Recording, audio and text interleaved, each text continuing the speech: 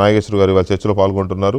అలాగే డాక్టర్ నరసింహారెడ్డి గారు Telangana private hospitals association మాజీ అధ్యక్షులు, ఇండియన్ మెడికల్ అసోసియేషన్ జాతీయ ఉపాధ్యక్షులు doctor Narasimhareddy garu, Jaya hospitals chairman Warangal, and doctor Sudhakar garu, వీరు కరోనా ఆంధ్రప్రదేశ్లో కరోనా కోఆర్డినేటర్గా ఉన్నారు. అలాగే ప్రభుత్వ మెడికల్ కాలేజ్ ప్రిన్సిపాల్ కూడా doctor Sudhakar garu. Thank you very much మీరు నాతో చర్చలో పాల్గొంటున్నందుకు. ముందుగా నాగేశ్వర్ గారు, ఈ ఫీజులు ఎంత, ఇంజక్షన్లు ఎంత, వీటి రేట్లు ఏంటి, ఎంత వసూలు చేయాలి, ఇవి డాక్టర్లు చెప్తారు. ప్రభుత్వాలు పేద మధ్యతరగతి పేషెంట్ల ఖర్చుని ప్రభుత్వాలు భరించాల్సిన అవసరం ఉందా లేదా? ఎందుకు భరించడం లేదు? ఎందుకు వీటికి ఈ ప్రభుత్వాలకు నియంత్రణ లేదు? బేసిక్గా ఎందుకు నియంత్రణ లేదు అంటే ప్రభుత్వాలకు సంకల్పం లేదు. ఇప్పుడు రాజకీయ సంకల్పం అని ఉండాలి. ఇవాళ ఒకటి ఉదాహరణకి, ఇవాళ ప్రభుత్వం ఇంతవరకు కూడా ఎక్కడైనా అసలు ఈ టెస్టులు కొన్నిసార్లు రేట్లు ఫిక్స్ చేస్తున్నారు, అవి అమలవుతున్నాయా లేవా? ఇప్పుడు రేషనల్ దీనికి ఇది ఏదో ఒక 4 ఆసుపత్రుల మీద చర్యలు తీసుకోవడము, ఒక రేట్ కార్డు విడుదల చేయడము, చేతులు దొరుకుకుంటే సరిపోదు. స్పెసిఫిక్గా ఈ సమస్య లోతుల్లోకి వెళ్ళి ఎందుకు ఈ డిఫరెన్స్ వస్తుంది, దీనికి లాంగ్ టర్మ్ మెజర్స్ ఏంటి, షార్ట్ టర్మ్ మెజర్స్ ఏంటి?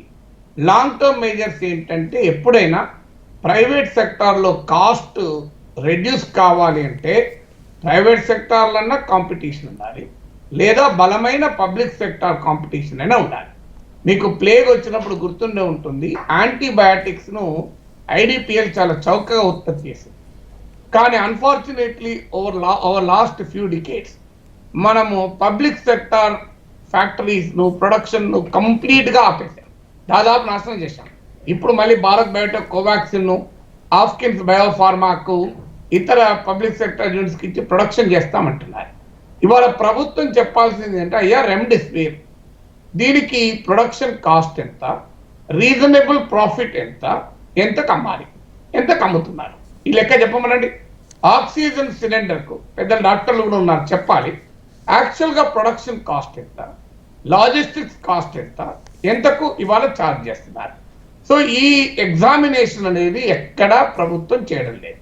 2, ఇన్వెంటరీ మేనేజ్మెంట్. 2 పద్ధతులు, ఎయిదర్ స్వేచ్ఛా మార్కెట్ ఉండాలి, ఐడియల్ పద్ధతి. అంటే స్వేచ్ఛా మార్కెట్ అంటే డిమాండ్ కన్నా సప్లై ఎక్కువ ఉంటే ఫ్రీ మార్కెట్ చాలా ఎఫిషియెంట్గా పనిచేస్తుంది. కానీ డిమాండ్ ఎక్కువ ఉంటే సప్లై తక్కువ ఉందనుకోండి, ఫ్రీ మార్కెట్ చాలా వక్రీకరణ, డిస్టార్టెడ్గా ఉంటుంది, ప్రమాదకరంగా ఉంటుంది. ఇప్పుడు డిమాండ్ ఎక్కువ ఉంది, సప్లై తక్కువ ఉంది కనుక ప్రభుత్వం ఇన్వెంటరీ మేనేజ్మెంట్, అయ్యా రెమ్డెసివిర్ ఎక్కడ ప్రొడక్షన్ అవుతుంది, ఎక్కడికి పోతుంది, ఆక్సిజన్ ఎక్కడ ప్రొడక్షన్ అవుతుంది, ఎక్కడ పోతుంది. 3, అసలు ఏ ప్రోటోకాల్స్, స్టాండర్డైజ్ ప్రోటోకాల్ ఫాలో అవుతున్నారా? ఇవాళ కూడా మనం పత్రికల్లో చదివాం, రెమ్డెసివిర్ అవసరం లేని వారికి కూడా ఇస్తున్నారు. ఇది నాకు తెలియదు, చెప్పాలి. అన్ని ఆసుపత్రుల్ని మనం అనలేము, అందరూ డాక్టర్లు అనలేము. రెమ్డెసివిర్ సీరియస్ పేషెంట్స్, వెంటిలేటర్ పైన ఉన్న పేషెంట్లకు ఉపయోగపడదు. అక్కడ మీకు డెక్సామెటా లాంటివి ఉపయోగపడతాయి. ఇవి పరిశోధనలు చెప్తున్నాయి. అంటే మైల్డ్గా ఉన్నప్పుడే రెమ్డెసివిర్ ఉపయోగపడుతుంది అని. మరి రెమ్డెసివిర్ అవసరం ఉన్నా లేకపోయినా ఇస్తున్నారా? అవసరం ఉన్నా లేకపోయినా ఆక్సిజన్ పెడుతున్నారా? ఇక్కడ వరల్డ్ బ్యాంక్ స్టడీలో చెప్పింది ఏంటంటే, ప్రైవేట్ హెల్త్ కార్డులో ఓవర్ ట్రీట్మెంట్, అన్నెసెసరీ పరీక్షలు ఉంటాయి. సో అన్నెసెసరీగా అవుతున్నాయా? ఇది ఒక ప్రభుత్వాలు కొంత ఈ చిన్న విషయం రెగ్యులేట్ చేయడం. ఏముంది, ఒక 5 రిటైర్డ్ డాక్టర్లను ఒక కమిటీగా పెట్టి 10 మందిని, అయ్యా కొన్ని శాంపుల్గా ప్రైవేట్ ఆసుపత్రుల్లో, వివిధ రకాల ప్రైవేట్ ఆసుపత్రుల్లో చేసిన చికిత్సను తీసుకొని ప్రోటోకాల్గా స్టడీ చేసి మీరు ఏమి యాక్షన్ కూడా తీసుకోకండి, పబ్లిక్ డొమైన్లో పెట్టండి. సార్ ఇంకో పలానా హాస్పిటల్లో పలానా అనవసరం ట్రీట్మెంట్ ఇచ్చాను అని చెప్పండి, పబ్లిక్ డొమైన్లో పెట్టండి. నేనేమి యాక్షన్ కూడా అంటున్నాను. అలాగే ఆర్బిట్రరీ కాస్ట్ ఏమైనా వేస్తున్నారా? ఏ రకాల ఖర్చులు వేస్తున్నారు? ఆ ఖర్చులు వేయడంలో రేషనాలు ఉందా? వాడు పీపీఈ కిట్కు 3,000 2,000 ఇచ్చింది అనుకోండి, నిజంగానే పీపీఈ కిట్ 2,000 పెడుతున్నారా? సో ఈ కాస్ట్ ఆడిట్, ఎక్కడైనా ఆడిట్ ఉందా? ఇప్పుడు మీకు మొత్తం లో ఆడిట్ లేదు. సో ఎందుకు ఈ కాస్ట్ నిజంగానే అవుతుందా? రీజనబుల్ సర్ప్లస్ పెట్టుకొని మాత్రమే ఎడ్యుకేషన్ అండ్ హెల్త్ పనిచేయాలి. అలాగే కొన్ని హాస్పిటల్కి ప్రభుత్వం ల్యాండ్ ఇచ్చి ఉంటుంది, రాయితీలు ఇచ్చి ఉంటుంది. ప్రభుత్వం ల్యాండ్ ఇచ్చి ట్యాక్స్ ఇన్సెంటివ్స్ ఇచ్చి ప్రభుత్వ ప్రోత్సాహకాలతో ఏర్పాటు చేసిన హాస్పిటల్లో ఏమైనా తక్కువ రేట్లు ఇస్తున్నారా? సో ఈ పని కొంత ప్రభుత్వ ఆసుపత్రుల్లో ట్రస్ట్ పెంచగలిగితే, ప్రభుత్వ ఆసుపత్రుల్లో డాక్టర్ల పైన ఎవరికీ అనుమానం లేదు, డాక్టర్ల కెపాసిటీ పైన. ప్రభుత్వ ఆసుపత్రులకు ఎందుకు పోవడం లేదు? శానిటేషన్ బాగుండదు. ప్రభుత్వ ఆసుపత్రుల్లో ప్రభుత్వం పైన అనుమానం ఉంది, డాక్టర్ల పైన అనుమానం లేదు. డాక్టర్ల మీద ఎప్పుడు అనుమానం లేదు, కానీ ఎందుకు ప్రభుత్వ పైనే ఉంది. ప్రభుత్వ హాస్పిటల్కి ఎందుకు పోరు? శానిటేషన్ బాగుండదు, నర్సింగ్ బాగుండదు, ఓవర్ క్రౌడెడ్ ఉంటుంది, బేసిక్ ఇన్ఫ్రాస్ట్రక్చర్ బాగుండదు, పరుపు ఉంటుంది, దానిపైన వేసినటువంటి చెద్దరు ఉత్కరు, అకౌంటబిలిటీ ఉండదు. ఒక్కో బెడ్ పైన ఇద్దరు పేషెంట్ ఉంటారు. ఇలాంటివి చిన్న చిన్న ఇంప్రూవ్ చేయడం, ఒక మంచి క్యాంటీన్ ఉండదు. సో ఇలాంటి చిన్న చిన్న ఇంప్రూవ్ చేస్తాం అనుకోండి, నీకు ఇది పెద్ద కాస్ట్ కూడా పడదు. ఇప్పుడు చెద్దరు రోజు క్లీన్ చేస్తే ఏం కాస్ట్ ఉంటుంది? బాత్రూమ్లు సరిగా క్లీన్ చేస్తే ఏం కాస్ట్ ఉంటుంది? ఓ 10 మంది నర్సులు ఎక్కువ పాయింట్ చేస్తే అంత కాస్ట్ ఉంటుందా? మీకు మిడిల్ క్లాస్ కూడా ఇప్పుడు ప్రైవేట్, పబ్లిక్, గవర్నమెంట్ కొంత అకౌంటబిలిటీ, వచ్చిన పేషెంట్కు సరైనటువంటి ట్రీట్మెంట్ ఇవ్వడం. సో ఇవి పెడితే డాక్టర్లు, అద్భుతమైన డాక్టర్లు మీకు గవర్నమెంట్ సెక్టార్లో కూడా ఉంటారు. సో అందువల్ల ఇది కనుక పెంచగలిగితే ఇవాళ మిడిల్ క్లాస్ సెకండ్ వేవ్ యొక్క ప్రత్యేకత ఏంటంటే, ఫస్ట్ వేవ్ ఏమో లోయర్ సెగ్మెంట్ ఆఫ్ స్టేటా పైన ఎక్కువ ఎఫెక్ట్ చేస్తుంది. ఇప్పుడు సెకండ్ వేవ్ స్టడీస్ ఏం చెప్తుంటే మిడిల్ క్లాస్ పైన ఎక్కువ ఎఫెక్ట్ అవుతుంది. అందువల్ల మీకు ప్రైవేట్ హెల్త్ కేర్ పైన విపరీతమైన స్ట్రెస్ పడుతుంది. కొద్దిగా గవర్నమెంట్ హెల్త్ కేర్, ప్రభుత్వం ఏం చెప్తుంది కదా, కొన్ని వేల బెడ్లు ఖాళీ ఉన్నాయని. అయ్యా మీరు కొద్దిగా ఇంప్రూవ్ చేయండి, వీటి ఇంప్రూవ్ చేస్తే కొంతమంది అయినా నీకు గవర్నమెంట్ హెల్త్ కేర్లోకి వస్తారు కదా, అప్పుడు ప్రైవేట్ హెల్త్ కేర్ పైన ఎఫెక్ట్ పడుతుంది కదా, తగ్గిపోతుంది కొంత ప్రెషర్. సో ఈ రకంగా కాస్తంత మానిటరింగ్ చేసిన సిటిజన్ గ్రూప్స్ పెట్టి, ఇండియన్ మెడికల్ అసోసియేషన్ లాంటి సంస్థలు ముందుకొచ్చి కొద్దిగా cost audit and also treatment audit, cost audit ఒకటే కాదు, ఈవెన్ ట్రీట్మెంట్ ఆడిట్ కనుక చేయగలిగితే డెఫినెట్గా ఇప్పుడున్న సిచ్యువేషన్ కన్నా ఇంప్రూవ్ అవడానికి ఎక్కువ అవకాశాలు ఉంటాయి. రైట్. నరసింహారెడ్డి గారు నమస్కారం. నరసింహారెడ్డి గారు, ఇక్కడ మీది మ్యూట్లో ఉన్నట్టుంది, ఒకసారి చెక్ చేయరా, ఆడియో చెక్ చేయరా ప్లీజ్. ఓకే అండి, ఇప్పుడు క్లియర్ ఉందండి వాయిస్? Yeah, it's clear.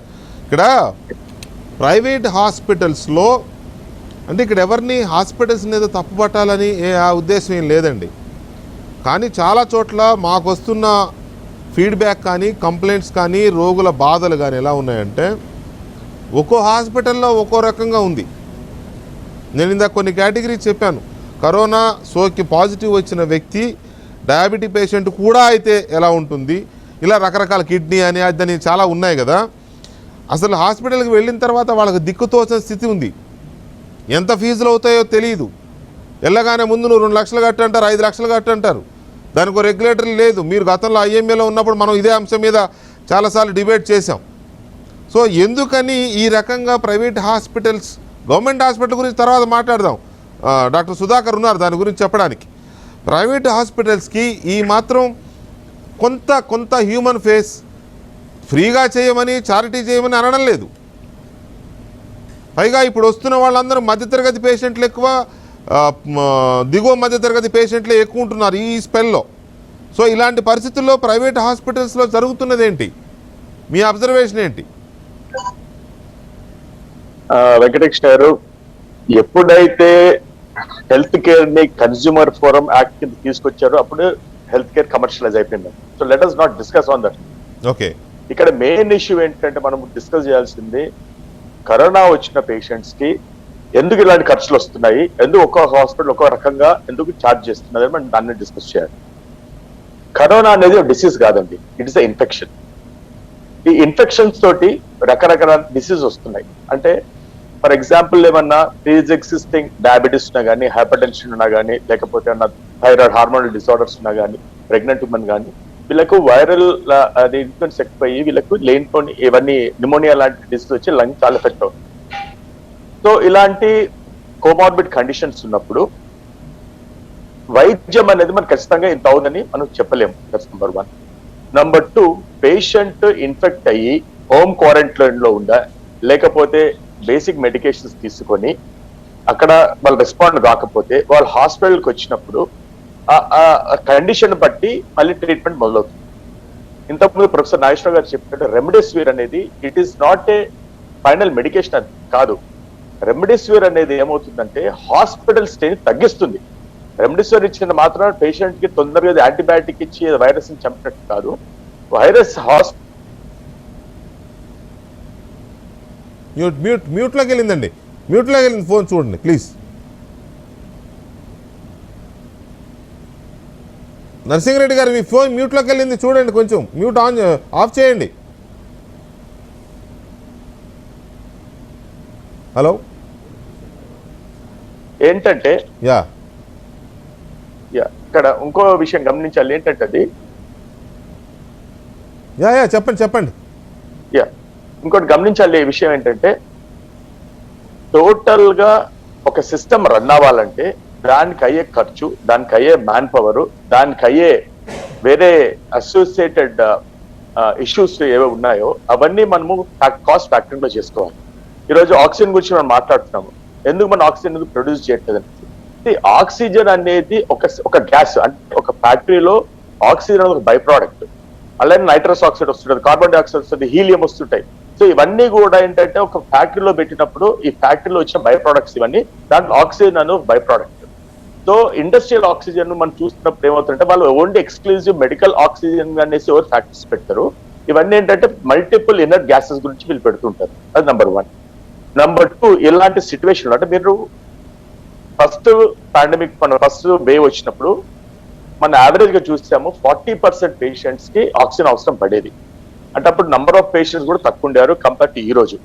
ఆ రోజులో మనం మాక్సిమం దాటింది రోజుకి 90,000 నుంచి 1 lakh వరకు దాటాం. కానీ ఈ రోజు మనం 3 లక్షలు టచ్ అవుతున్నాం. కానీ ఈ రోజు ఆక్సిజన్ అవసరం పడే వాళ్ళు ఆల్మోస్ట్ 60%, అంటే 40% ఏమో అప్పుడున్నప్పుడు ఇప్పుడు 60% పేషెంట్స్ ఆక్సిజన్ అవసరం పడుతుంది. కాబట్టి డిమాండ్ కూడా విపరీతంగా పెరిగిపోయింది. విపరీతంగా పెరిగిపోవడంతో ఏమైందంటే మన దగ్గర ఉన్న ప్రొడక్షన్ కోసము ఉన్న డిమాండ్ కోసం రెండు మిస్ మ్యాచ్ అయిపోయి సివియర్ క్రైసిస్. ఈ రోజు మనకు కరోనా ట్రీట్మెంట్ లో ఆక్సిజన్ ఇస్ ప్రైమరీ అన్నమాట. ఇప్పుడు ఎన్ని మెడికేషన్స్ పెట్టినా గానీ అన్లెస్ మనము ఆక్సిజన్ ఇచ్చి పేషెంట్ ని స్టెబిలైజ్ చేసుకొని ఇది చేస్తేనే పేషెంట్ రికవర్ అవుతాడు. కానీ ఆక్సిజన్ లేకుండా మీరు ఎంత మెడికేషన్ ఇచ్చినా గానీ పేషెంట్ రికవర్ అయ్యే ఛాన్సెస్ చాలా తక్కువ ఉంటాయి. అసలు అప్పుడు రికవర్ కూడా కారు. రెండో విషయము, ఫస్ట్ లో కూడా ఏదో వెంటిలేటర్స్ కావాలన్నారు. 99.9% వెంటిలేటర్ అవసరం లేదు. ఓన్లీ ఆక్సిజన్ థెరపీతో సరిపోతుంది. అదే కాకుండా కొంచెం హై ఫ్లో నాజల్ క్యానల్ అనేసి ఒక థెరపీ ఉంటుంది. అక్కడ ఏంటంటే 30 నుంచి 50 లీటర్స్ ఆఫ్ ఆక్సిజన్ ఇచ్చి పేషెంట్ ని రికవర్ చేసుకుంటాం. ఈ మెడికేషన్స్ అని ఇచ్చేటి ఏంటంటే సైటోకైన్ స్ట్రామ్ అని ఒకటి అంటాము. దాన్ని అవాయిడ్ చేయడానికి ఈ మెడికేషన్స్ తో ఇచ్చేసి పేషెంట్ స్లోగా మనం రికవర్ చేసుకుంటాం. సో ఇవన్నీ కూడా కాస్టింగ్ అనేది ఎలా అవుతుందంటే పేషెంట్ టు పేషెంట్ డిఫర్ అవుతుంటుంది. సో ఇప్పుడు ఈ కాస్టింగ్ అనేది ఒక ఇంతకుముందు మన ప్రొఫెసర్ నాగేశ్వర గారు చెప్పినట్టు నేను అనేది నరసింహారెడ్డి గారు, కాస్టింగ్ అనేది పేషెంట్కి డిఫర్ అవుతుంది అనేది నేను కూడా చెప్పాను. అంటే నేను మీలాంటి ఫ్రెండ్స్ చాలామంది ఉండబట్టి నాకు కొద్దిగా తెలుసుకోవడం వల్ల, పైగా నాగేశ్వర గారు నేను ఇదే పని మీద ఉన్నాం గడిచిన వారం రోజులుగా, కాబట్టి నేనే చెప్పాను ఒక పేషెంట్ ఏ కండిషన్లో హాస్పిటల్కి వస్తాడు, అతనికి ఏమేమి ఇంకా లోపల ఈ ఇన్ఫెక్షన్తో పాటు ఇంకేమేమి డిసీజెస్ ఉన్నాయి, ఇవన్నీ చూసి ఆ ట్రీట్మెంట్లో భాగంగానే దాని ఖర్చు కూడా పెరుగుతూ ఉంటుంది. కానీ ఒక్కొక్క హాస్పిటల్లో ఒక్కొక్క రకంగా ఎందుకు ఉంటుంది అంటే, ఒక హాస్పిటల్లో ఏసీ రూమ్కి రేట్ ఎక్కువ ఉంది, ఒక హాస్పిటల్లో ఏసీ రూమ్కి తక్కువ ఉందంటే అర్థం చేసుకోవచ్చు. 5 స్టార్ ఫెసిలిటీస్ 3 స్టార్ ఫెసిలిటీస్ ఉంటాయి హాస్పిటల్స్లో కూడా. బట్ హియర్ రెమిడెసివిర్ ఒక హాస్పిటల్లో 3,000 వేస్తారు, ఒక హాస్పిటల్లో 6,000 వేస్తారు, ఒక హాస్పిటల్లో 10,000 వేస్తారు, ఒక హాస్పిటల్ అసలు లేదంటారు. తర్వాత వెంటిలేటర్ ఒక హాస్పిటల్లో పెట్టినందుకు ఇంతానికి ఛార్జ్ చేస్తారు, ఇంకో హాస్పిటల్లో ఇంకో రకంగా ఛార్జ్ చేస్తారు. అసలు చిన్న ఎగ్జాంపుల్ సార్, ఇవాళ హైదరాబాద్లో ఒక హాస్పిటల్లో, మళ్ళీ నేను పేరు చెప్పాల్సిన అవసరం లేదు, మీకు తెలుసు, మీరు ఆల్రెడీ ఫాలో అయ్యే ఉంటారు. ఒక పేషెంట్కి ట్రీట్మెంట్ చేశారు, కరోనా ట్రీట్మెంట్, 5 లక్షల బిల్ అయింది. ఆల్రెడీ అతను కొంత కట్టాడు, బ్యాలెన్స్ అమౌంట్ కడితేనే నేను బయటకు వదులుతామన్నారు. అతను ఇన్సూరెన్స్ ఉంది, అతను కరోనా ఇన్సూరెన్స్. అడ్మిట్ అయ్యేటప్పుడు అది చూసి ఓకే మేము చూసుకుంటామని నువ్వు జాయిన్ అయిపో అన్నారు. తీరా చూస్తే ఇన్సూరెన్స్ డిక్లైన్ అయింది, రిజెక్ట్ అయింది. వాళ్ళు చెప్పిన రీజన్, ఇన్సూరెన్స్ కంపెనీ చెప్పిన రీజన్ ఏంటంటే, నీకు వచ్చిన రోగానికి వీళ్ళు చేసిన టెస్టులకి సంబంధం లేదు, అనవసరమైన టెస్టులు చేశారు కాబట్టి మేము ఇది క్లెయిమ్ ఇవ్వము. ఇదండి. ఇప్పుడు ఆ పేషెంట్ ప్లేస్లో సామాన్య మానవుడే అతను, ఆ ప్లేస్లో మనం ఉంటే ఏం చేయాలి? ఆ పేషెంట్ తరపున నేను ప్రశ్నిస్తున్నా, అలాంటి కోట్ల మంది తరపున నేను ప్రశ్నిస్తున్నా. అదే ఇప్పుడు ఏమవుతుందంటే మనకు రెగ్యులేటరీ సిస్టమ్ అనేది లేదు. రెండోది మనకు ఆల్ ఇండియా ఇన్స్టిట్యూట్ వాళ్ళు కొన్ని ప్రోటోకాల్స్ ఇచ్చారు. ఈ ప్రోటోకాల్స్ ప్రకారం మనం ట్రీట్మెంట్ చేయాలని చెప్పేసి ఐసీఎంఆర్ గాని ఆల్ ఇండియా వాళ్ళు ఇచ్చారు. కానీ మన వాళ్ళు ఏం చేస్తున్నారు ఇప్పుడు, ఇవన్నీ కూడా ఫాలో అవుతూ ఇక్కడ రెగ్యులేటరీ సిస్టమ్ లో అవుతుందంటే కాస్టింగ్ అనేది గవర్నమెంట్ ఫిక్స్ చేయాలి, అది ఫిక్స్ చేయట్లేదు. మనం ఫస్ట్ స్టార్టింగ్ లో చూసాము, గవర్నమెంట్ వచ్చేసి జనరల్ వార్డ్ లో 8,500 రూపీస్ జనరల్ వార్డ్ లో పేషెంట్ కోసం ఫిక్స్ చేసింది. ఫిక్స్ చేసే ఉన్నారు, దీంట్లో డాక్టర్ ఛార్జెస్, మెడిసిన్స్, ఇన్వెస్టిగేషన్స్, అలానే ఏదైనా ఎక్స్ట్రా మెడిసిన్ వస్తే మనకి ఎక్స్ట్రా ఛార్జ్ చేయొచ్చు అనేసి. ఇలాంటి టైంలో ఎక్స్ట్రా మెడిసిన్ కి ఎక్స్ట్రా ఛార్జ్ వెళ్ళినప్పుడు మరి దానికి ఎంత ఛార్జ్ చేయాలనేది కూడా గవర్నమెంట్ ఇక్కడ ఫిక్స్ చేయలేదు. మీరు అన్నట్టు Venkateswara definitely agree with you. ఎందుకంటే ఎక్కడ కూడా మన వాళ్ళకి సంధిస్తే కొంచెం ముందుకు వెళ్తుంటారు, ఏదో చేస్తుంటారు. కానీ రెగ్యులేటరీ సిస్టమ్ అనేది ఇదొకటి, ప్రభుత్వాలు ముందే దీన్ని గ్రహించి వీళ్ళు పెట్టాల్సిన సిస్టమ్ ఉంది. కానీ మనం ఇక్కడ చూసేది ఏంటంటే ప్రైవేట్ హాస్పిటల్సే కాకుండా గవర్నమెంట్ హాస్పిటల్స్ లో కూడా వాళ్ళు ఫ్రీ ఫెసిలిటీ క్రియేట్ చేయలేకపోయేసరికి వీళ్ళందరూ గవర్నమెంట్ హాస్పిటల్స్ నుంచి ప్రైవేట్ హాస్పిటల్స్ వస్తున్నారు. సో ఇక్కడ తప్పు పట్టాల్సింది ఏంటంటే ఒక్కది ప్రైవేట్ హాస్పిటల్స్ తప్పుపడడం కాదు. ఇక్కడ ఏమవుతుందంటే it's the entire system, the gamut of the entire system ఏమవుతుంది, రెగ్యులేషన్ లో లేదు. హెల్త్ సెక్టర్ అనేది unorganised sector, it's not organise sector. So ఇట్లాంటి అన్ఆర్గనైజ్ సెక్టర్ ఉన్నప్పుడు ఏమవుతుందంటే మనము కంట్రోల్ చేయడము, లేకపోతే మనము అనుకున్నట్టు ఇంప్లిమెంట్ చేయడం అనేది ఇవన్నీ కొంచెం కష్టము అయినవే. కానీ ఇలాంటి పాండమిక్ క్రైసిస్ వచ్చినప్పుడు మన ఇలాంటి బయటకు వస్తుంటాయి ఇట్లాంటి ఇష్యూస్. కానీ ఈ టైంలో వీటిని అడ్రస్ చేయడం అనేది కూడా అంత కాదు. కాబట్టి నరసింహారెడ్డి గారు ఇది 10 రోజుల క్రితమో ఈ నెలలోనో వస్తే మనం అలా మాట్లాడుకున్నామంటే మనం దాని కొంతవరకు ప్రభుత్వాలను కూడా కొంత కన్విన్స్ అవ్వడానికి అవకాశం ఉంది. మనం సరే ఇప్పుడే వచ్చింది కదా, ప్రభుత్వాలు కొంత టైం తీసుకుంటాయని. ఆల్రెడీ ఇది సెకండ్ స్పెల్, మొదటి స్పెల్ ఎక్స్పీరియన్స్లోకి వచ్చింది. దీని మీద రెగ్యులేటరీ లేదు అని అంటే డెఫినెట్ గా గవర్నమెంట్స్ దీన్ని గాలికి వదిలేశాయి. గవర్నమెంట్స్ కరోనా వదిలేసాయి, దీన్ని గాలికి కాదు. ఇప్పుడు గాలి అంతా కరోనా ఉంది కాబట్టి ప్రభుత్వాలు దీన్ని కరోనాకు వదిలేసాయి. దాంట్లోకి వెళ్లే ముందు ఒక్కసారి డాక్టర్ సుధాకర్ గారితో మాట్లాడదాం. డాక్టర్ సుధాకర్ గారు, good evening sir. Good evening అండి. డాక్టర్ సుధాకర్ గారు, ప్రైవేట్ సెక్టర్లో చాలా భయంకరంగా ఉంది. దీని గురించి నేను మాటల్లో అంటే నేను డాక్టర్లకి చాలా ఫేవర్గా ఉంటాను. ఎందుకంటే డాక్టర్లైనా హాస్పిటల్స్ అయినా చాలా చోట్ల గొడవలు అవుతూ ఉంటాయి. హాస్పిటల్స్ మీద, డాక్టర్ల మీద. పేషెంట్ వస్తాడు, అతను ట్రీట్మెంట్ జరుగుతున్న టైంలో చనిపోతాడు. ఆ బంధువులో లేకపోతే ఇంకెవరో బయట వ్యక్తులు వచ్చి గొడవ చేస్తారు, గొడవ చేసి డబ్బులు డిమాండ్ చేస్తారు. అక్కడ డాక్టర్లు కావాలని, ఏ హాస్పిటల్ కావాలని పేషెంట్ను చంపేదు, ఏ డాక్టర్ కావాలని పేషెంట్ని చంపేయడు. ఇది జగమెరిగిన సత్యం. కానీ అక్కడ జరుగుతుంది. అందువల్ల నేను ఎప్పుడూ అటువంటి వాటిని సపోర్ట్ చేయను, అన్లెస్ క్రాస్ చాలా డీప్గా ఇచ్చేసిన తర్వాత. కానీ ఇక్కడ ఈ విషయంలో ప్రైవేట్ రంగంలో చాలా భయంకరంగా ఉంది పరిస్థితి. ఒక రకంగా చెప్పాలంటే నిలువు దోపిడీ జరుగుతోంది చాలా హాస్పిటల్స్, మెజారిటీ హాస్పిటల్స్లో. గవర్నమెంట్ సెక్టర్ ఎలా ఉంది? మీరు చెప్తున్నారు, ప్రభుత్వాలు చెప్తున్నాయి మా కేజీహెచ్ బాగుంది, మా స్విమ్స్ బాగుంది, మా రిమ్స్ బాగుంది, ఇక్కడ ఎంజిఎం బాగుంది, ఉస్మానియా బాగుంది, గాంధీ బాగుంది, ఏదేదో బాగుందని చెప్తున్నారు. కానీ నిజంగా బాగున్నాయా డాక్టర్ సుధాకర్ గారు? Frankly asking. నేను ఆంధ్రప్రదేశ్కి సంబంధించినంత వరకు ప్రభుత్వ రంగమైనా ప్రైవేట్ రంగమైనా ఉన్న హాస్పిటల్స్ గురించి మాట్లాడగలను. తెలంగాణ ప్రభుత్వ సంస్థలకు కానీ ప్రైవేట్ రంగ సంస్థల గురించి కానీ నేను పెద్దగా మాట్లాడలేను. ఆంధ్రప్రదేశ్ వరకు వస్తే మనకి గత సంవత్సరం నుంచి మనం ఈ సమస్యను మనం ఎదుర్కొంటున్నాం. కాబట్టి చాలా కఠినమైన నిర్ణయాలు, చాలా పద్ధతి ప్రకారం కొన్ని మానిటరింగ్ కూడా చేయటం జరుగుతుంది. ఉదాహరణకి ఇప్పుడు ఆంధ్రప్రదేశ్లో ప్రభుత్వ హాస్పిటల్స్ బాగున్నాయా అని అంటే, ఇప్పుడున్న పేషెంట్ల తాకిడికి చిన్న సమస్యలు ఉండొచ్చేమో, కానీ ఇంకా ప్రభుత్వ హాస్పిటల్లో 90% మంది ప్రజలు చేరుతున్నారు అని అంటే ప్రజలందరికీ ప్రభుత్వ హాస్పిటల్ మీద ఉన్న నమ్మకమే దానికి కారణం. రెండోది, మీరు ఇందాక చెప్పినట్లు ఇక్కడ ఉన్న నిష్ణాతులైన డాక్టర్లు దానికి కారణం. నా క్వశ్చన్ని మీరు తప్పుగా అర్థం చేసుకున్నారు. నేను గవర్నమెంట్ హాస్పిటల్స్ బాగున్నాయా అనే దాని ఉద్దేశం అక్కడ వసతులు ఉన్నాయా లేకపోతే డాక్టర్లు బాగున్నారా అని కాదు. డాక్టర్లు బాగుంటారు, డాక్టర్లు సూపర్ డాక్టర్స్ ఉన్నారు, మేము ముందే చెప్పాం. ఇక్కడ కరోనాకు సంబంధించినంత వరకు ట్రీట్మెంట్ చేసేంత స్థాయిలో గవర్నమెంట్ హాస్పిటల్స్లో బెడ్స్ కానీ మెడిసిన్స్ కానీ ఇంజెక్షన్స్ కానీ ఇలాంటివి అందుబాటులో ఉన్నాయా? నా ఉద్దేశం అది, రెగ్యులర్గా జరిగే ట్రీట్మెంట్లు కాదు. Yes, correct. ఇప్పుడు కరోనా గురించే మనం మాట్లాడుతున్నాము. కరోనా వైద్యం చేయడానికి ప్రభుత్వ హాస్పిటల్స్ అన్నీ పూర్తిగా నిమగ్నమై ఉన్నాయి. పూర్తిగా వాళ్ళకి కావాల్సినవన్నీ కూడా సమకూర్చుకోవడం జరిగినాయి. ఇప్పుడు మనం ఏ స్థాయికి వచ్చామంటే ఆంధ్రప్రదేశ్లో ప్రభుత్వ హాస్పిటల్లో రెమ్డెసివిర్ ఇంజెక్షన్ దొరుకుతుంది విరివిగా, ప్రైవేట్ హాస్పిటల్లో దొరకవు. అయితే ప్రభుత్వ హాస్పిటల్ నుంచి ప్రైవేట్ హాస్పిటల్కి కూడా డిఎంఎన్హెచ్ వాళ్ళ ద్వారా ఎవరైనా రిక్విజిషన్ ఇస్తే వాళ్ళకు కూడా పంపించడం జరుగుతుందంటే ప్రభుత్వ హాస్పిటల్ మీద మనం తీసుకున్న చర్యలు ఏంటి అనేది మీకు అర్థమవుతుంది.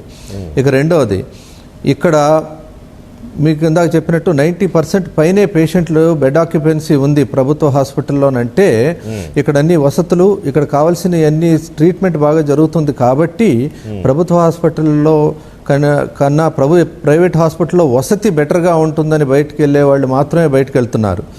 అయితే ప్రైవేట్ హాస్పిటల్లో మీరు చెప్పినట్లు ఇందాక కొన్ని సమస్యలు ఉండటం కరెక్ట్. ఎందుకంటే ఒక్కొక్క హాస్పిటల్ ఒక్కొక్కలాగా ఛార్జ్ చేయటం, ఒకే ఐటెంకి ఒక్కొక్క హాస్పిటల్ ఒక్కొక్కలాగా ఛార్జ్ చేయటం అనేది జరుగుతుంది. దానికోసం ఆంధ్రప్రదేశ్ ప్రభుత్వం మాత్రం ఖచ్చితంగా దాని మీద దృష్టి పెట్టి సుమారు 25 మంది ఐఏఎస్ ఆఫీసర్లతో ఈ మానిటరింగ్ అనేది ఒకటి ప్రతిరోజు చేస్తున్నారు. అలాగే ప్రజల నుంచి విజ్ఞప్తులు, ప్రజల నుంచి వచ్చే విమర్శలు కానీ ఏవైనా తీసుకోవటానికి, వాళ్ళ అవసరాలను తెలుసుకోవటానికి 104 వ్యవస్థ అనేది చాలా పకడ్బందీగా ఏర్పాటు చేసింది. అందుకే మేము పొద్దు నుంచి సాయంత్రం వరకు ఈ 104 సెంటర్లో ప్రతి 3 గంటల లోపు ప్రతి సమస్యని రిడ్రెస్ చేయడానికి మేము చాలా కృషి చేస్తున్నాము. దీన్ని బట్టి చూస్తే నేను అనుకోవటం పేషెంట్ సాటిస్ఫాక్షన్ ఆంధ్రప్రదేశ్లో డెఫినెట్గా బెటర్గా ఉంది. ప్రభుత్వ హాస్పిటల్లో పర్టికులర్గా బెటర్గా ఉంది. ప్రైవేట్ హాస్పిటల్లో ఖర్చు విపరీతంగా అవుతుంది కాబట్టి వాటికి రకరకాలుగా వాళ్ళు ఛార్జ్ చేస్తున్నారు కాబట్టి కొంత మేరకు అసంతృప్తి ఉండటం కరెక్ట్. అయితే దాని మీద కూడా రెగ్యులేటరీ అథారిటీని వేయటం కూడా జరిగింది. ఇప్పుడు ఆరోగ్యశ్రీ హాస్పిటల్స్ ఏవైతే ఉన్నాయో ఆ హాస్పిటల్స్ అన్నిటినీ కూడా ఈ పరిధిలోకి తీసుకొచ్చి ఖచ్చితంగా మీరు పేదవాడిని అడ్మిట్ చేసుకోవాలి, వాళ్ళందరికీ ఆరోగ్యశ్రీ అమౌంట్ను మాత్రమే కలెక్ట్ చేయాలి, అంతకంటే ఎక్కువగా కలెక్ట్ చేస్తే గనక మీ మీద చర్య తీసుకుంటాము. ఒకసారి ఆరోగ్యశ్రీ అమౌంట్ని కలెక్ట్ చేసినప్పుడు బిల్స్ అన్నీ ఆరోగ్యశ్రీ ట్రస్ట్కి పంపిస్తారు కాబట్టి వాళ్ళు అంతకంటే ఎక్కువ ఛార్జ్ చేయడానికి వీలు లేదు. అలాగని నాన్ ఆరోగ్యశ్రీ కింద ఎవరైనా అడ్మిట్ చేసుకుంటే వాళ్ళకు కూడా ఆరోగ్యశ్రీలో ఎలాంటి టారిఫ్ ఉందో అదే టారిఫ్ని వాళ్ళు చేయాలి. కొన్ని హాస్పిటల్స్ 5 స్టార్ ఫెసిలిటీస్ ఇస్తే ఇబ్బందిగా ఉంటుంది. డాక్టర్ గారు ఇక్కడ రెండు విషయాల్లో 2 అబ్జర్వేషన్స్ నేను చెప్పగలను. ఇప్పుడు ఒకటి, గవర్నమెంట్ హాస్పిటల్స్లో ట్రీట్మెంట్ అనే దాని గురించి చర్చ లేదు. ఎందుకంటే వాళ్ళకున్న లిమిటేషన్స్లో, వాళ్ళకున్న ఫెసిలిటీస్తో డాక్టర్స్ బాగానే చేస్తున్నారు, ఇది ఎవరు కాదనలేని వాస్తవం. కానీ బెడ్స్ సరిపోవడం లేదు. విజయవాడ హాస్పిటల్ ఎగ్జాంపుల్ చెప్తాను నేను. విజయవాడ హాస్పిటల్లో బెడ్లు లేవు. ఒకటే చెప్తున్నారు, మేమేం చేయగలుగుతాం, ఎవరైనా డిశ్చార్జ్ అయితే మీకు బెడ్ ఇస్తాం. ఇది పరిస్థితి. మరి వైజాగ్లో కూడా అలాగే ఉందని నేను విన్నాను. బెడ్లు కొరత మీరేమి నులక మంచాలు తీసుకొచ్చి, మడత మంచాలు తీసుకొచ్చి మీరేం వేయలేరు, అది మీ చేతుల్లో లేనిది. కానీ ఈ ఏడాది కాలంలో ఆంధ్రప్రదేశ్ అయినా, తెలంగాణ అయినా, భారతదేశం మొత్తమైనా ఎందుకు ఫోకస్ పెట్టలేకపోయాం అనే దగ్గరే మన క్వశ్చన్ అక్కడే స్టార్ట్ అయ్యి అక్కడే ఆగిపోతుంది. ఇది మెయిన్గా మనం మాట్లాడుకుంటున్నది. రెండవది ఆరోగ్యశ్రీ. సార్, వినడానికి చాలా తీయగా ఉంటుంది సార్, చెప్పడానికి కూడా ఇంకా స్వీట్గా ఉంటుంది.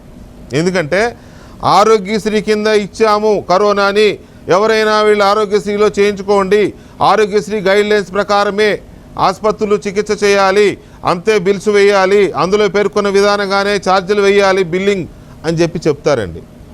ఆసుపత్రి మాత్రం ఆరోగ్యశ్రీ అనగానే అడ్మిట్ చేసుకోరండి. ఇంకెందుకండి, ప్రైవేట్ హాస్పిటల్ ఆరోగ్యశ్రీ పేషెంట్ అంటే అడ్మిట్ చేసుకోదు. అడ్మిట్ చేసుకున్నప్పుడు దానివల్ల ప్రయోజనం ఏంటి? ఏదో సామెత, ముతక సామెత చెప్పినట్టు, ఎందుకు ఆ సామెత అంటే బాగోదు కానీ ఇంకెందుకు, దానివల్ల యూజ్ ఏంటి అంటున్నా నేను. Every patient should be treated, every corona patient should be treated, whether it is Aarogyasri or CM relief fund, మీరు ఏ పేరైనా పెట్టండి దానికి. బట్ అది జరగడం లేదనేదే మేము చెప్తున్నమాట, ప్రజల ఆవేదన అది. I right are wrong? ఇది పాక్షికంగా రైట్ అండి, ఇది పాక్షికంగా తప్పండి. ఎందుకనంటే 50% ఆఫ్ ది బెడ్స్ ప్రైవేట్ హాస్పిటల్లో కూడా గవర్నమెంట్కి ఇవ్వాలని చెప్పేసి ఒక నిర్ణయం తీసుకోవటం జరిగింది. అలాగే విశాఖపట్నంలో ఉదాహరణకి 7,000 బెడ్స్ ఉంటే అందులో 2,500 బెడ్స్ గవర్నమెంట్ సెటప్లోను, మిగతా 3,500 కూడా గవర్నమెంట్ కంట్రోల్లో ఉన్న ప్రైవేట్ హాస్పిటల్లోనూ తీయటం జరిగింది. దీన్ని బట్టి మనకు అర్థమవుతుంది ఏంటంటే ఆ 3,500 బెడ్స్ కూడా మన గవర్నమెంట్ కంట్రోల్లోనే ఉంటాయి, గవర్నమెంట్ టారిఫ్లోనే. అక్కడ ఏ పేషెంట్ అడ్మిట్ అయ్యాడు, ఎప్పుడు అడ్మిట్ అయ్యాడు, అతని దగ్గర ఎంత ఛార్జ్ చేశారు, ఆరోగ్యశ్రీలో ఎంత క్లెయిమ్ చేశారు, అవన్నీ కూడాను గవర్నమెంట్ అధీనంలోనే ఉంటుంది. బ్యాలెన్స్ 50% మాత్రమే వాళ్ళు నాన్ ఆరోగ్యశ్రీ పేషెంట్ని అడ్మిట్ చేసుకోవడానికి అవకాశం ఉంటుంది. కాబట్టి ఇందులో ప్రభుత్వం నియంత్రణ అనేది ఖచ్చితంగా ఆరోగ్యశ్రీ హాస్పిటల్లోనూ ప్రైవేట్ హాస్పిటల్లో ఉందని నేను చెప్పగలను. రైట్. నాగేశ్వర్ గారు, మనం ఎప్పటి నుంచో చూస్తున్నాం, మనకు ఆంధ్రప్రదేశ్ కొత్త కాదు, తెలంగాణ కొత్త కాదు, ఇక్కడ విధానాలు ఈ ప్రభుత్వాలు అనుసరిస్తున్న విధానాలు కొత్త కాదు. ఆరోగ్యశ్రీ అనేదాన్ని తెలంగాణ ప్రభుత్వం ఏనాడో మర్చిపోయింది. తెలంగాణ ప్రభుత్వం. ఆంధ్రప్రదేశ్ ప్రభుత్వం మీరు ఎక్కడికి వెళ్ళినా, ఏ స్టేట్లోకి వెళ్ళినా, చెన్నై వెళ్ళినా, బెంగళూరు వెళ్ళినా, హైదరాబాద్ వెళ్ళినా, ఆంధ్రప్రదేశ్ అయినా సరే ఆరోగ్యశ్రీ కింద కవరేజ్ అన్నారు. మిగతా రోగాల సంగతి పక్కన పెడదాం, మిగతా రోగాల సంగతి కూడా అలాగే ఉంది. నా దగ్గర ఎగ్జాంపుల్స్ కూడా ఉన్నాయి. రీసెంట్గా 1 వీక్ బ్యాకే నిమ్స్ హాస్పిటల్లో ఏలూరుకు చెందిన ఒక చిన్న పాప, 10 ఏళ్ల పాప గుండెలో రంధ్రం ఉండి డబ్బులు లేక చికిత్స అందక చనిపోయింది. ఆరోగ్యశ్రీ ఆంధ్రప్రదేశ్ అదొక ఎగ్జాంపుల్. ఓకే, అది వేరే విషయం. ఇక్కడ ట్రీట్మెంట్ అనే దానికి గవర్నమెంట్ నుంచి ఎలాంటి సహాయం అందడం లేదు అనేది వాస్తవం. అది ఆరోగ్యశ్రీ అని పేరు పెట్టుకుంటే ఇది ప్రభుత్వం యొక్క బాధ్యత కాదా? ఇప్పుడున్న పరిస్థితుల్లో ఫెయిల్యూర్స్ ఎలాగో ఫెయిల్యూర్సే, కనీసం ప్రజలను ఆదుకోవాలి కదా. న్యాయంగా అయితే విద్య, ఆరోగ్యం పూర్తిగా ప్రభుత్వము ప్రజలందరికీ ఉచితంగా ఇవ్వాలి, ఇందులో మినహాయింపు లేదు. కరెక్ట్. కానీ అది లాంగ్ టర్మ్, అదొక ఇప్పుడు ఇవాళ కావాలని మనం అడిగినా రాదు. కానీ ఉన్నంతలో ఏం చేయాలన్నప్పుడు ఎందుకు ఈ పరిస్థితి ధరలు ఇలా ఉంటుంది? స్వేచ్ఛ మార్కెట్కు ఉండే లక్షణం ఏంటంటే భయము, గందరగోళము, కొరత. ఈ 3 ఉన్నప్పుడు ధరలు విపరీతంగా పెరుగుతాయి. ఎప్పుడైనా ఒకటే లెక్క, fear, chaos and scarcity. So ఈ 3, 4వది కూడా ఏంటంటే ఓవర్ డిమాండ్. సో ఈ 4 ఉన్నాయి. ఇప్పుడు సమస్య ఏంటంటే జనం భయంతో కొద్దిగా ప్రాబ్లం అవుతూ హాస్పిటల్కి పరిగెడుతున్నారు. మళ్ళీ బెడ్ దొరకదేమో, ముందే జాగ్రత్తగా బెడ్లో ఉంటే అయిపోతుంది, డబ్బులు నాకు కొద్దిగానే పెట్టుకోగలిగేవారు, ప్రాణం ముఖ్యం కదా. ఇవాళ నాకు వచ్చింది అనుకోండి, నేనేమనుకోవాలి, 4 రోజుల తర్వాత బెడ్ దొరకలేదు, ఇప్పుడో పోయి నేను బెడ్ బుక్ చేసుకొని హాస్పిటల్ ఉంటే పని అయిపోతుంది అనేటువంటి టెండెన్సీ వల్ల ఏమవుతుందంటే ఇది మార్కెట్కు అవకాశం వస్తుంది డబ్బు పెంచడానికి. అందువల్ల తక్షణం ప్రభుత్వం చేయాల్సింది అంటే ఈ fear, chaos, scarcity and over demand, దీన్ని తగ్గించడానికి అవకాశం ఉంది. ఎలా అవకాశం ఉంది? ఇప్పుడు ఢిల్లీ ప్రభుత్వం ఒక ప్రయత్నం చేసింది, అది పూర్తిగా 100% సక్సెస్ కాకపోవచ్చు. ఒక యాప్ పెట్టి అన్ని హాస్పిటల్స్లో బెడ్స్ కానీ, ఆక్సిజన్ కానీ, ఐసీయూ కానీ, వెంటిలేటర్ కానీ కాన్స్టాంట్గా రియల్ టైం మేనేజ్ చేశారు. ఇప్పుడు రియల్ టైం గవర్నెన్స్ అంటాం. సో ఇవాళ టెక్నాలజీ ఆ అవకాశాన్ని ఇస్తుంది. ఇవాళ రియల్ టైం గవర్నెన్స్ ద్వారా నీవు నిజంగా బెడ్లు ఉన్నాయా లేవా అని సీసీటీవీలు పెట్టి, కెమెరాలు పెట్టి ఇంటర్నెట్లో మీకు రెగ్యులర్గా చూపెట్టచ్చు కదా. ఈ హాస్పిటల్లో ఎంతమంది పేషెంట్లు వస్తున్నారు, ఎంతమంది పేషెంట్లు పోతున్నారు, బెడ్ ఖాళీ ఉందా లేదా కూడా చూపెట్టచ్చు. It is possible today. So ఈ సాఫ్ట్వేర్లను, టెక్నాలజీని ఉపయోగించి రియల్ టైం గవర్నెన్స్లో వీటిని మానిటర్ చేసినప్పుడు మీకు గ్యారంటీగా ఉన్న బెడ్స్ కూడా సరిపోతాయి. సమస్య ఏంటంటే ఈ బెడ్స్ అనవసరంగా బుక్ చేసుకొని ఉంటున్నారు, కొంత బ్లాక్ మార్కెట్ అవుతున్నాయి, ఇన్ఫ్లుయెన్స్ ఉన్న వారికి దొరుకుతున్నాయి. సో ఈ రియల్ టైం గవర్నెన్స్లో సరిపోలేదు అనుకోండి, అప్పటికప్పుడు మీరు మేక్షిఫ్ట్ హాస్పిటల్ కట్టచ్చు. ఇప్పుడు ఆ రకమైన ప్రయత్నాలు కూడా చేయొచ్చు. ఎందుకంటే ఇది కోవిడ్ అనేది ఆపరేషన్ థియేటర్ అవసరం ఉన్నది కాదు కదా. ఇది చాలా సింపుల్ థెరపటిక్ మేనేజ్మెంట్. ఇది నిజంగా చెప్పాలంటే సింపుల్ అని నేను ఎందుకంటున్నా అంటే it is an establish protocol. దీనికి మందే లేదు, ఓన్లీ కొంత నువ్వు management, it's only therapeutic management. So అందుకే కదా ఇంట్లో కూడా తీసుకొని నువ్వు ట్రీట్మెంట్ ఇచ్చుకోవచ్చు అన్నట్టు. సో ఇంట్లోనే ట్రీట్మెంట్ 90% పేషెంట్లు ఇచ్చుకోగలుగుతున్నప్పుడు ఓ చిన్న మేక్షిఫ్ట్ హాస్పిటల్ కట్టలేరా?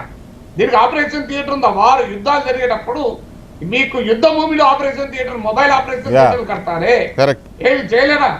ఇదే పెద్ద అసాధ్యమా?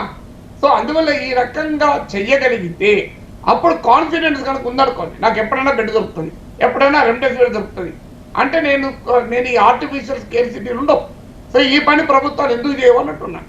రెండవది, ఇవాళ ఒకే టెస్ట్, మీకు ఉదాహరణ ఇస్తాను, పేర్లు చెప్పడం టీవీ ఛానల్లో బాగుండదు. ఒక ప్రముఖ డయాగ్నాస్టిక్ టెస్ట్ల సంస్థ మీరు వీధిన ఉంటాయి, మీరు అక్కడ టెస్ట్ చేయించుకోండి. ఒక ఇంటికి వచ్చి శాంపుల్ తీసుకోమనే బాంబే బేస్ నేను మొన్న చేయించుకున్నాను. మీకు ఆశ్చర్యం వేస్తుంది. Vitamin B12, vitamin D, blood urea, lipid profile, A1C కలిపి నాకు 1300కి ఇంటికి వచ్చి శాంపుల్ తీసుకుపోయి చేయించాను. ఇదే నేను ఆ ప్రామినెంట్ డయాగ్నాస్టిక్ చైన్స్ లోకి వెళ్ళి 6000 ఒక్క విటమిన్ B12 చేయించుకున్న 1200 అవుతుంది. మొత్తం కలిపి మీరు చెప్పిన కలిపి 6000 అక్కడ 6000, ఇక్కడ 1300. నేను ఇప్పుడు మీకు మరి ఎందుకు మరి ఈ తేడా ఎందుకు?